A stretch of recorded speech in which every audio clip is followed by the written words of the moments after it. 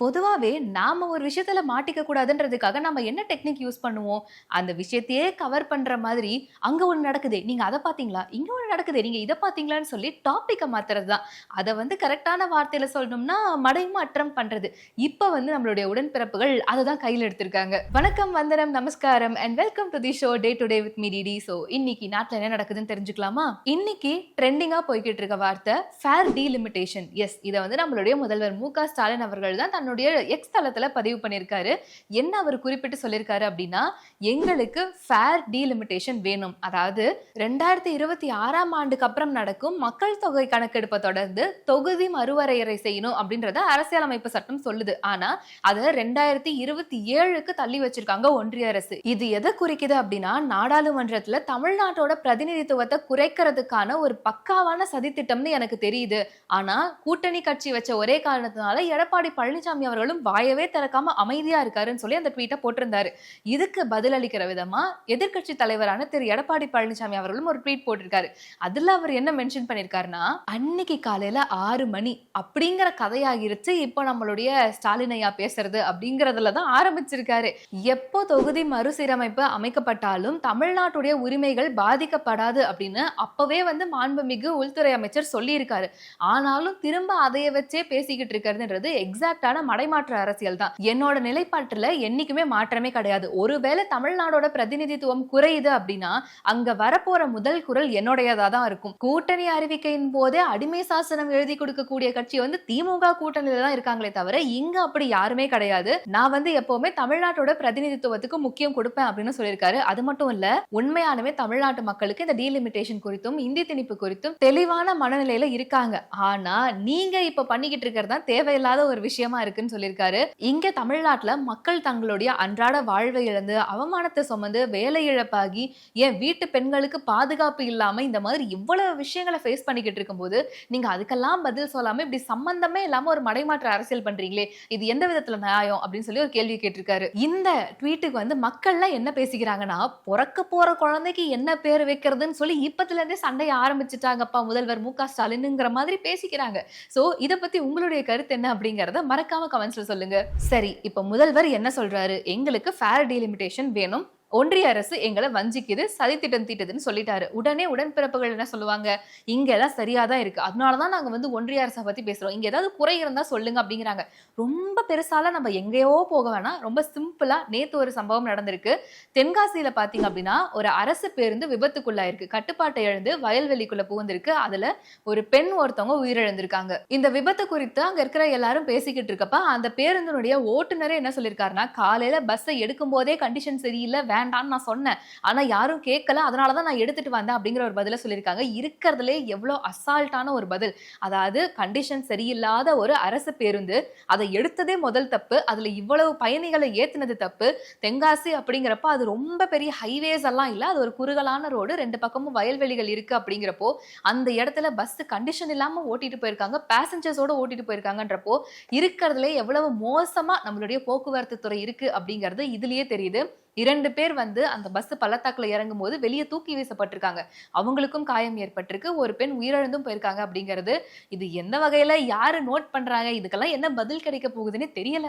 அமித்ஷா அவர்கள் மதுரைக்கு வர போறாங்க அப்படிங்கிற ஒரு தகவல் வெளியாயிடுச்சு. ஒருவேளை இதுக்கா இருக்குமோ அதுக்கா இருக்குமோன்னு சொல்லி பல கேள்விகள் வந்துகிட்டே இருந்தது. அதுல முக்கியமா என்ன சொன்னாங்க அப்படின்னா, ஒருவேளை அன்புமணி அவர்களுக்கும் ராமதாஸ் அவர்களுக்கும் நடுவில் இந்த பிரச்சனையெல்லாம் சமரசம் பேசுறதுக்கு வராருன்னு சொன்னாங்க. அதை தொடர்ந்து இன்னைக்கு பாஜகவினுடைய மாநில தலைவரான திரு நயினார் நாகேந்திரன் அவர்கள்ட்ட ஒரு சில கேள்விகள் எழுப்பியிருக்காங்க. அதுக்கு அவர் பதிலும் சொல்லியிருக்காரு. முக்கியமா கேட்ட கேள்வி என்ன அப்படின்னா, மத்திய உள்துறை அமைச்சரான அமித்ஷா அவர்கள்ட்ட தாவேகா தலைவர் விஜய் அவர்கள் கூட்டணி பத்தி பேச போறாராமே, ஒருவேளை வாய்ப்பு இருக்கா அப்படின்னு கேட்டிருக்காங்க.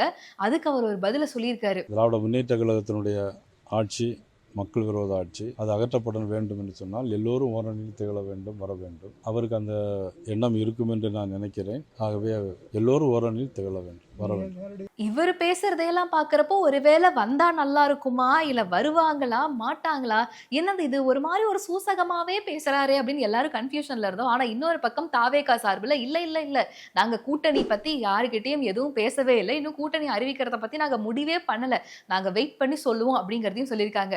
இந்த கூட்டணி அமைக்கிறதுக்குள்ள நமக்கே லைட்டா வந்து டென்ஷன் ஆகுதுப்பா, யார் யார் கூட கூட்டணி சேருவா, என்ன நடக்க போகுதுன்னு. சோ வெயிட் பண்ணி பார்க்கலாம். நம்மளுடைய அறநிலைத்துறை அமைச்சரான சேகர் பாபு அவர்கள்ட்ட ஒரு கேள்வி கேட்டிருக்காங்க பிரஸ் மீட்ல. பாஜக சார்பில் முருகன் மாநாடு நடக்க போகுது, அதை பத்தி நீங்க என்ன நினைக்கிறீங்கன்னு கேட்டதுக்கு, அது முருகன் மாநாடே கிடையாதுங்க, கடவுள் சம்பந்தப்பட்டதே இல்ல, அது ஆக்சுவலா சங்கிகளோட அரசியல் மாநாடு அப்படின்னு சொல்லியிருக்கிறாரு. அதுக்கு மேல இன்னொரு பத்திரிகையாளர் ஒரு கேள்வி கேட்கிறாங்க. நம்மளோட முன்னாள் பாஜக மாநில தலைவரான தமிழிசை சவுந்தரராஜன் அவர்கள் ஒரு விஷயம் சொல்லியிருக்காங்க. அதாவது ஒன்றிய அரசோட ஒரு இணக்கமான நட்பு வச்சுக்கிட்டோம் அப்படின்னா தமிழகத்துக்கு நல்ல விஷயங்கள் நடக்கிறதுக்கு வாய்ப்புகள் நிறைய இருக்குன்னு சொல்லியிருக்காங்களே, இதை பத்தி உங்களுடைய கருத்து என்ன அப்படின்றதுக்கு அவர் ஒரு தெளிவான ஒரு விளக்கம் கொடுத்திருக்காரு. அந்த வீடியோவை நீங்களே பாருங்களேன். சிறந்த அறிவாளி. அவருடைய ஆலோசனைகளை அவருடைய போதனைகளை கேட்டுத்தான் பாரதிய ஜனதா நடந்து கொண்டதால் தான் அவர் நிற்கின்ற தேர்தலில் எல்லாம் தோல்வி என்ற பரிசை தமிழகத்து மக்கள் தந்து கொண்டிருக்கின்றார்கள். அவரை நேரடியாக ஒன்றியத்திற்கு அனுப்பி ஆலோசனைகளை இது போன்று வழங்க சொல்லுங்கள். எங்கள் முதல்வர் காலில் நகம் புதைத்த காலத்திலிருந்து அவர் கால்படாத தெருக்களே இல்லை என்ற வகையில் சுட்டிச் சுவண்டு அரசியலை கற்றவர், அரசியல் பலாப்பாடத்தை கற்றவர். உப்பாரும் மிக்காரும் இல்லா கார் உள்ளளவும் புகழ்பாடுகின்ற அளவிற்கு புகழோடு இருக்கின்ற தலைவர் கலைஞர் அவர்களால் பயிற்றுவித்தவர். அவருக்கு இவர்களை போன்றவர்கள் ஆலோசனை சொல்லி கட்சியையும் ஆட்சியையும் நடத்த வேண்டிய அவசியம் ஏற்படாது. ஓகே, இந்த கருத்துக்கு நான் ஒன்றும் சொல்றதுக்கு இல்ல, இவருடைய இந்த பேச்சுக்கு நீங்க என்ன சொல்லணும்னு நினைக்கிறீங்கன்றத மறக்காம கமெண்ட்ஸ்ல சொல்லுங்க. ஆனா இதுல எனக்கு என்ன ஆச்சரியமா இருக்கு அப்படின்னா, அண்ணன் அவர்கள் இவ்வளவு நேரம் பேசியும் ரொம்ப டீசெண்டா எதுவும் வார்த்தையெல்லாம் பயன்படுத்தாம பேசியிருக்காருங்கிறதா. ஏன்னா பொதுவாகவே நம்மளுடைய உடன்பிறப்புகளோ இல்ல அமைச்சர்களோ பேசுறாங்க அப்படின்னா ஏதாவது ஒரு சர்ச்சைக்குரிய விஷயமா தான் மாறும். இதுவுமே ஒரு வகையில சர்ச்சைக்குரிய விஷயம் தான் அப்படின்னாலும் ஒரு டீசெண்டா பேசியிருக்காருங்கிறதே கொஞ்சம் பெரிய விஷயம் தானே, நம்ம எல்லாரும் அப்ரிஷியேட் பண்ணிடலாம். இன்னைக்கு மக்கள் நீதி மையத்தின் தலைவரான திரு கமல்ஹாசன் அவர்கள் முதல்வர் மு.க. ஸ்டாலின் அவர்களோட முன்னிலையில மாநிலங்களவை தேர்தலுக்கு வேட்புமனு தாக்கல் செஞ்சிருக்காரு.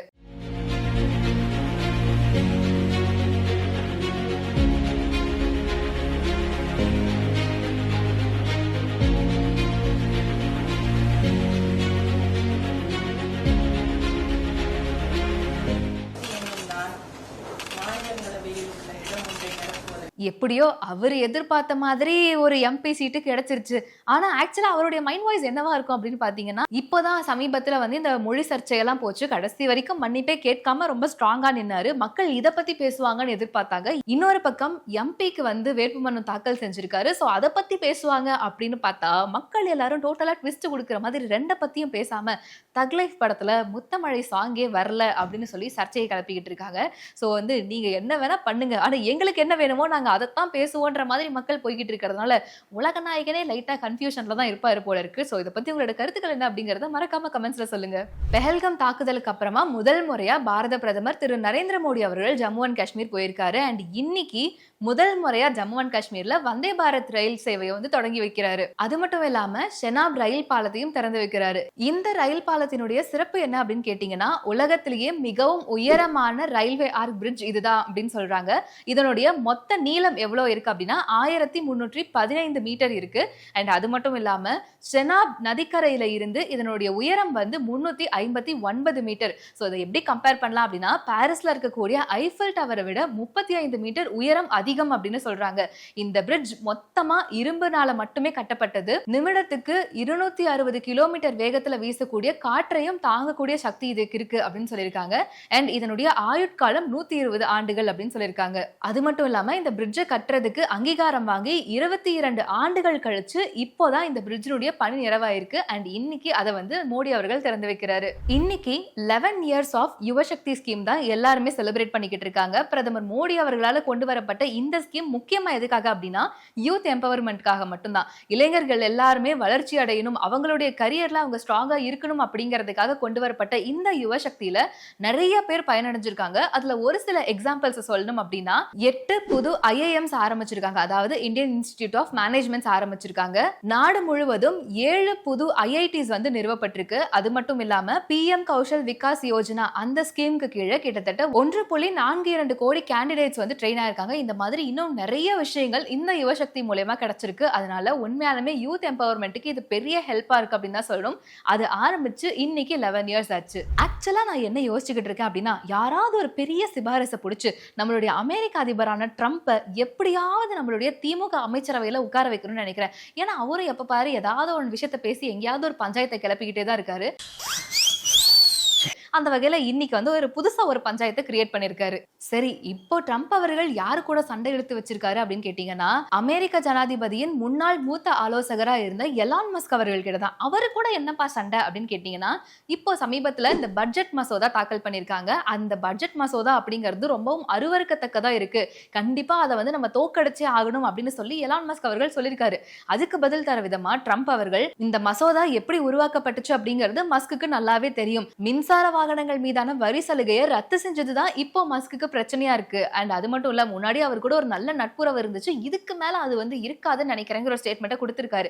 மறுபடியும் இதுக்கு பதில் தர விதமா எலான் மஸ்க் அவர்கள் என்ன தன்னுடைய எக்ஸ் தளத்துல பதிவு பண்ணிருக்காரு அப்படின்னா, அந்த மசோதா எனக்கு காட்டப்படவே இல்லை, நான் மட்டும் இல்லைன்னா ட்ரம்ப் அவர்கள் ஜெயிச்சிருக்கவே முடியாது, ட்ரம்ப் அவர்களுக்கு கொஞ்சம் கூட நன்றி உணர்வே இல்லப்பா அப்படிங்கிற ஒரு ஸ்டேட்மெண்ட்டை கொடுத்திருக்காரு.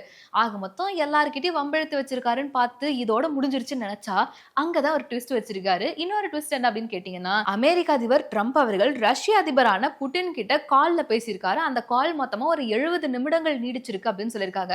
அந்த 70 நிமிடங்கள்ல என்ன முக்கியமான விஷயத்த பேசியிருக்காங்கன்னா, ரஷ்ய அதிபர் தரப்புல சொல்லப்பட்ட விஷயம், உக்ரைன் வந்து எங்களுடைய விமான தளங்கள் மேல தாக்குதல் நடத்தியிருக்கு, சோ கண்டிப்பா இதுக்கு வந்து நாங்க பதிலடி கொடுத்தே தீர்வோம் அப்படிங்கறத தெரிவிச்சிருக்காங்க. இந்த பக்கம் ட்ரம்ப் அவர்கள் சொன்ன விஷயமா என்ன சொல்லப்படுது அப்படின்னா, வழக்கம் போல இந்தியா பாகிஸ்தானுக்கு நடுவுல வந்து இந்த பிரச்சனையை சமாதானப்படுத்தி வச்சதே நான் தான், அணு ஆயுதம் அளவுக்கு போகாம இதை வந்து சார்ட் அவுட் பண்ணதே நான் தான், என்னாலதான் இந்த போரே முடிவுக்கு வந்துச்சுன்னு சொல்லியிருக்காருன்னு சொல்லி ரஷ்ய அதிபரின் மூத்த உதவியாளரான யூரி உஷாகோ சொல்லியிருக்காரு. I'm very proud of the fact that with India and Pakistan I was able to stop that, and those are nuclear powers. That was getting close to being out of hand, and I spoke to some very talented people on both sides, very good people on both sides. நம்ம மத்திய அரசு சார்பில் அப்படியெல்லாம் எதுவுமே இல்லைன்னு திரும்ப திரும்ப சொல்லிக்கிட்டு இருந்தாலும் ட்ரம்ப் அவர்கள் கேட்கற மாதிரியே இல்லையே, இவர் இன்னும் இந்த ஸ்டிக்கர் ஒட்டுற பழக்கத்தை விடல போல இருக்கு. ரிசர்வ் வங்கி சார்பில் ரிசர்வ் வங்கியின் ஆளுநரான சஞ்சய் மல்ஹோத்ரா இன்னைக்கு ஒரு விஷயத்த சொல்லியிருக்காரு. ரிசர்வ் வங்கி சார்பில் வங்கிகளுக்கு கொடுக்கப்படுற கடனுடைய வட்டி விகிதம், அதாவது ரெப்போ ரேட் அப்படின்னு சொல்றோம் இல்லையா, அதை வந்து 0.5% குறைச்சிருக்காங்க. அதாவது 6% இருந்தது, இப்போ 5.5% குறைஞ்சிருக்கு. இது எங்க ரிஃப்ளெக்ட் ஆகும் அப்படின்னா, வீட்டுக்கடன், வாகன கடன், தனிநபர் கடன், இந்த கடன்களுடைய வட்டி குறையறதுக்கான வாய்ப்பு இருக்கு அப்படின்னு தெரிவிச்சிருக்காரு. இப்போ சமீபத்துல டூரிஸ்ட் ஃபேமிலி அப்படிங்கிற படம் ரிலீஸ் ஆகி பயங்கர ஹிட் ஆச்சு. எல்லாருக்குமே ரொம்ப ஃபேவரட்டான க்ளோஸ் டு ஹார்ட் படமா ஆச்சுன்றது நம்ம எல்லாருக்குமே தெரியும். அந்த படத்திலேயே ரொம்ப டாப் ஹிட்டான ஒரு விஷயம் அந்த மலையூர் நாட்டாமன்ற அந்த சாங் தான். அந்த பாட்டு ஆக்சுவலா மம்மட்டியான் அப்படிங்கிற படத்துல இருந்தா இடம்பெற்றிருக்குன்றது நம்ம எல்லாருக்குமே தெரிஞ்ச விஷயம். இப்போ மம்மட்டியான் பட இயக்குனரான தியாகராஜன் அவர்கள் ஒரு விஷயம் சொல்லியிருக்காரு. ஏன் படத்துல இருந்துதான் இந்த பாட்டை அந்த படத்துல யூஸ் பண்ணாங்க, ஆக்சுவலா அது பயங்கர ஹிட் ஆயிடுச்சு, நிறைய பேர் வழக்கெல்லாம் தொடர சொன்னாங்க, உங்க படத்துல இருந்து பாட்டை யூஸ் பண்ணிருக்காங்களே, இதுக்கு வந்து நீங்க காசு கேளுங்க அப்படின்னு சொன்னதுக்கு இல்ல இது என்னோடது, எனக்கு காசு தரணும்னு சொல்லி வழக்கு போட்டு அதுல இருந்து காசு பார்க்கணுங்கிற நோக்கம் எனக்கு கிடையாது, ஆக்சுவலா சொல்லணும்னா நான் தான் அவங்களுக்கு காசு தரணும் அப்படிங்கிற ஒரு ஸ்டேட்மெண்ட்டை கொடுத்திருக்காங்க. இதுக்கு பலரும் வந்து பல கருத்துக்கள் எல்லாம் தெரிவிச்சுக்கிட்டு இருக்காங்க, ஒருத்தர் தாக்கப்பட்டார் அப்படின்னு சொல்லிட்டு.